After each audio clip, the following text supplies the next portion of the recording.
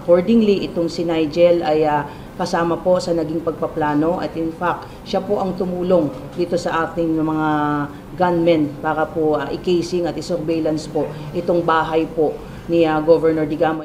Lalong tumitibay ang ebidensyang nakukuha ng Philippine National Police laban sa mastermind sa pagpaslang kay Negros Oriental Governor Roel Digamo.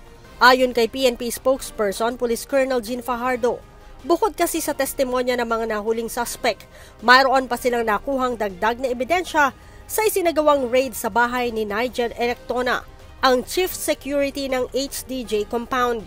Ito ang compound kung saan nahukay ang mga suspected improvised explosive device, rocket-propelled grenades, at mga armas na sinasabing kay dating Governor Pride Henry Teves. Kaya naman, malaki aniya ang naging papel nito sa pamamaslang sa gobernador. During po doon sa pag-implement po ng search warrant doon po sa kanyang lugar ay may mga nakita nga po na mga pictures po ni Governor Digamo pati po ng kanyang pamilya, yung route po papunta po doon sa bahay ng mga Digamo, pati na rin po yung mga mapa na pinaniniwalaan po natin na nagamit po ito during the planning stage bago po nila in-execute po yung planong pagpatay kay Governor Digamo. Sinabi pa ni Colonel Fajardo, si Nigel Electona ay dating pulis na natanggal sa serbisyo dahil sa iligal na droga. Ma'am, itong si Mr.